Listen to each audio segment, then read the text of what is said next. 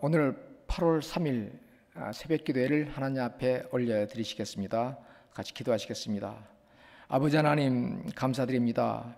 이 시간도 저희들을 주의 전으로 불러주셔서 저희들의 마음을 주 앞에 쏟을 수 있도록 은혜 나려 주신 것을 감사드립니다.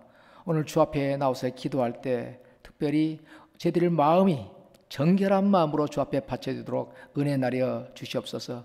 특별히 선과 악이 싸우는 저희들의 마음을 온전히 정함으로 채우셔서 하나님 앞에 받침받은 복된 저희들의 심령이 되도록 은혜 나려 주시옵소서. 예수님의 이름으로 기도드리옵나이다. 아멘. 네, 오늘 말씀은 사사기서 1장 1절에서 10절까지의 말씀 제가 봉독해 드리겠습니다. 여호수아가 죽은 후에 이스라엘 자손이 여호와께 여쭈어 이르되 우리 가운데 누가 먼저 올라가서 가나안 족속과 싸우리이까? 여호와께서 이르시되 유다가 올라갈지라. 보라, 내가 이 땅을 그의 손에 넘겨 주었노라 하시니라. 유다가 그의 형제 시몬에게 이르되 내가 제비 뽑아 얻은 땅에 나와 함께 올라가서 가나안 족속과 싸우자. 그리하면 나도 내가 제비 뽑아 얻은 땅에 함께 가리라 하니 이에 시몬이 그와 함께 가니라. 유다가 올라가매 여호와께서 가나안 족속과 브리스 족속을 그의 손에 넘겨주시니 그들의 벳색에서 10,000명을 죽이고 또 벳색에서 아도니 벳색을 만나 그와 싸워서 가나안 족속과 브리스 족속을 죽이니 아도니 벳색이 도망하는지라. 그를 쫓아가서 잡아 그의 엄지손가락과 엄지발가락을 자르매 아도니 벳색이 이르되 옛적에 70명의 왕들이 그들의 엄지손가락과 엄지발가락이 잘리고 내 상 아래에서 먹을 것을 줍더니 하나님이 내가 행한 대로 내게 갚으심이로다 하니라. 무리가 그를 끌고 예루살렘에 이르렀더니 그가 거기서 죽었더라. 유다 자손이 예루살렘을 쳐서 점령하여 칼날로 치고 그 성을 불살랐으며 그 후에 유다의 자손이 내려가서 산지와 남방과 평지에 거주하는 가나안 족속과 싸웠고 유다가 또 가서 헤브론에 거주하는 가나안 족속을 쳐서 세세와 아이만과 달메를 죽였더라. 헤브론의 본 이름은 기랏 아르바였더라. 아멘. 어떤 면에서 사사기는 상당히 매력적인 책입니다. 왜냐하면 하나님의 나라가 어려울 때 혜성처럼 등장하여 민족을 구하는 그러한 원수들을 물리치고 나라와 민족을 구하는 영웅들의 이야기로 가득 찼기 때문에 상당히 매력적인 책입니다. 동시에 사사기는 저희들에게 실망도 안겨주는 책입니다. 왜냐하면 계속되는 이스라엘의 실패를 바라보면서 왜 거듭해서 이스라엘 백성들이 실패할까 안타까움과 실망을 느끼게 하는 그런 책이기도 합니다. 사사기는 여호수아가 죽은 후부터 시작되어서 사울 왕조가 들었을 때까지 그 안의 기간의 시대가 되겠죠. 여호수아는 가나안의 전족속을 멸망시키는 대신에 각 지파에게 제비를 뽑게 함으로써 스스로 자기 땅을 정복하고 하나님의 나라를 세우게 합니다. 그런데 여호수아가 죽고 난 후 이스라엘 자손들은 너나 할 것 없이 소강 상태에 빠져 들어가게 됩니다. 자기가 분할받은 땅에 그냥 믿음으로 가서 치면 되는데 전부 다 소강 상태에 빠져서 주저앉았습니다. 1절은 이렇게 말합니다. 여호수아가 죽은 후에 이스라엘 자손이 여호와께 여쭈어 이르되 우리 가운데 누가 먼저 올라가서 가나안 족속과 싸우리까? 사실은 이렇게 물어볼 필요가 없는 것이었습니다. 그들이 각 지파가 제비 뽑아서 얻은 땅이 있거든요. 그 땅으로 각 지파가 올라가면 되는 것인데 그들은 이렇게 물어볼 필요도 없는데도 물었던 이유는 어디에 있을까요? 그들은 올라가서 싸우면 될 것을 그들은 올라가서 싸우지도 않고 그저 늑장거리다가 그들의 불신앙탕에 참 올라가서 싸워야 될 정복전쟁을 뒤로 미루고 미룬 터에 그냥 할 수 없이 하나님 앞에 물어본 그러한 질문이 되겠습니다. 누가 먼저 올라갈까요? 신앙이 좋아서 물은 것이 아니고 서로 눈치만 보고 있다가 그래도 누군가 어떤 지파 하나가 올라가야 되기 때문에 그래서 물어본 것입니다. 그래서 1절 말씀에 누가 먼저 올라가서 가나안 족속과 싸우리까? 이 질문에 하나님께서는 맨 먼저 유다 지파가 가나안 땅을 침공하라고 대답하십니다. 선두에 서도록 지목하십니다. 왜냐하면 유다 지파는 이스라엘에 있어서 영적인 장자 지파였기 때문에 그렇습니다. 유다 지파가 맨 먼저 그래서 일어서야 되는 것이었죠. 이제 유다 지파는 하나님 말씀에 순종해서 정복 전쟁에 나갑니다. 그리고 유다 지파는 벳섹에서 큰 승리를 거둡니다. 그 승리에 대해서 4절 5절에 이렇게 기록되어 있습니다. 유다가 올라가며 여호와께서 가나안 족속과 브리스 족속을 그들의 손에 넘겨주시니 그들이 벳섹에서 10,000명을 죽이고 또 벳섹에서 아도니 벳섹을 만나 그와 싸워서 가나안 족속과 브리스 족속을 죽이니, 이 전투에서 벳섹의 왕인 아도니 벳섹을 사로잡습니다. 그 당시 전쟁의 관례에서는 사로잡은 적장에 엄지 손가락과 엄지 발가락을 자르는 그런 관례가 있었죠. 그래서 아도니 벳섹의 엄지 발가락과 엄지 손가락을 자릅니다. 그때 아도니 벳섹의 입에서 쓰디쓴 고백이 나옵니다. 어떤 고백입니까? 예전에 내가 70명의 왕을 잡아서 그들의 엄지 손가락을 자르고 엄지 발가락을 자르고 개처럼 내 상 안에서 주워 먹게 했더니 이제 하나님께서 내가 행한 대로 나한테 갚아주시는구나 라고 쓰디쓴 고백을 아도니 벳섹이 내뿜게 됩니다. 이때 아도니 벳섹은 70명의 왕들을 잡아서 개처럼 부렸던 굉장히 악독하고 무섭고 잔인한 그런 사람이었습니다. 한번 생각해 보시기 바랍니다. 왕들을 사로잡았는데 엄지손가락을 잘랐어요. 발의 엄지발가락을 잘랐습니다. 그리고 자기 상에서 개처럼 자기들이 먹다 남은 양고기, 자기들이 먹다 남은 어떤 소고기, 그걸 던지면 개처럼 와서 먹도록 그렇게 만들었습니다. 이 짓은 아주 교만하고 악한 짓입니다.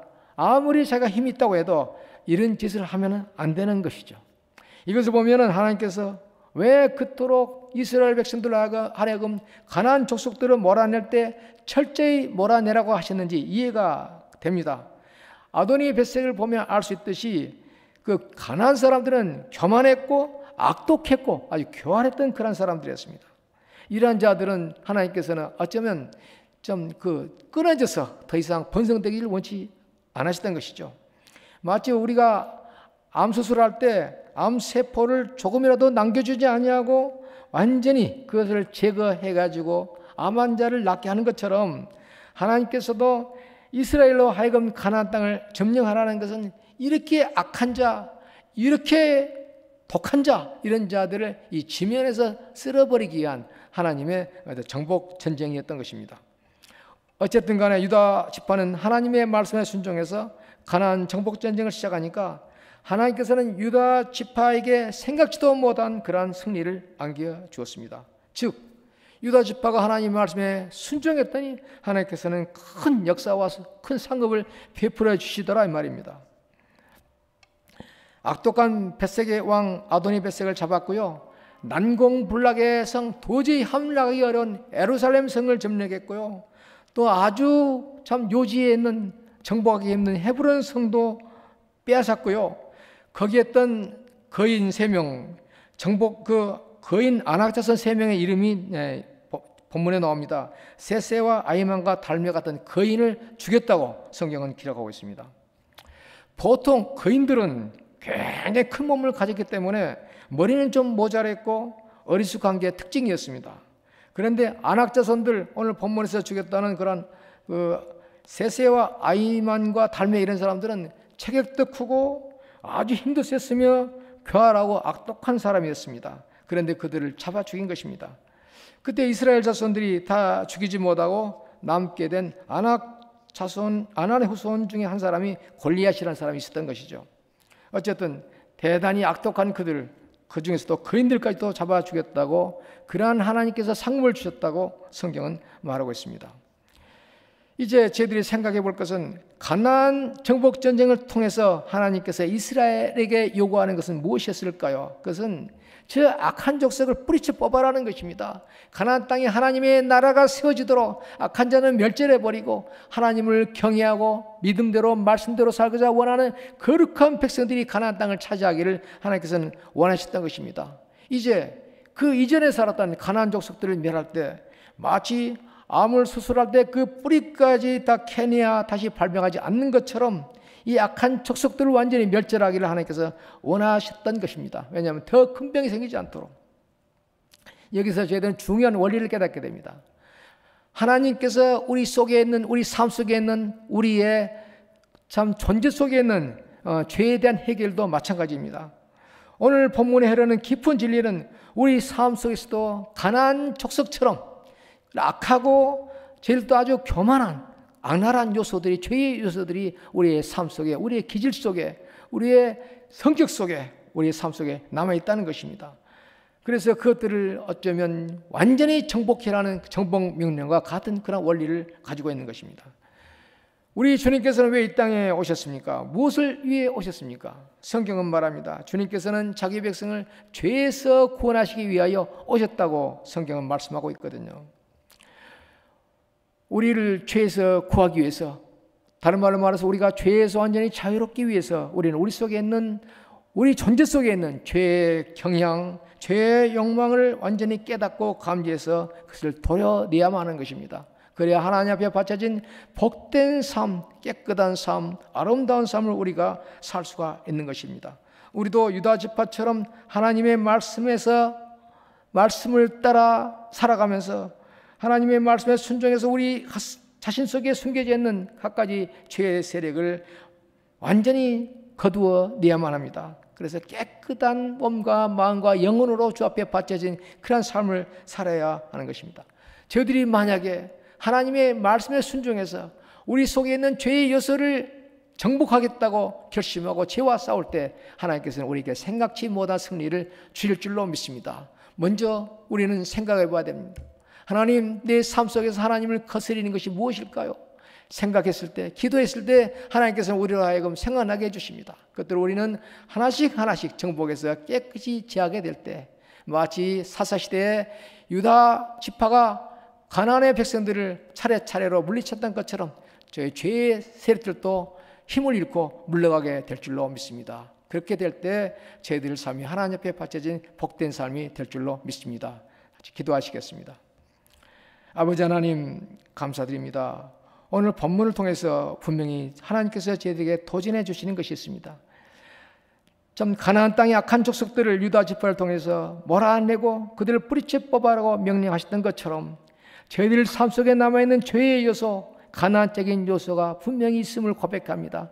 그런 것들을 우리는 하나님의 명령에 순종해서 그것을 제하려고 노력했을 때 하나님께서 생각지 못한 승리를 안겨주실 줄로 믿사오니 저희들의 죄를 주 앞에 내어놓고 죄와 싸우는, 그래서 승리하는 완전히 우리 삶이 어제보다는 오늘 더 성결한, 오늘은 내일은 오늘보다 더 성결한 삶을 살아갈 수 있도록 은혜만을 베풀어 주시옵소서. 예수님의 이름으로 기도드리옵나이다. 아멘.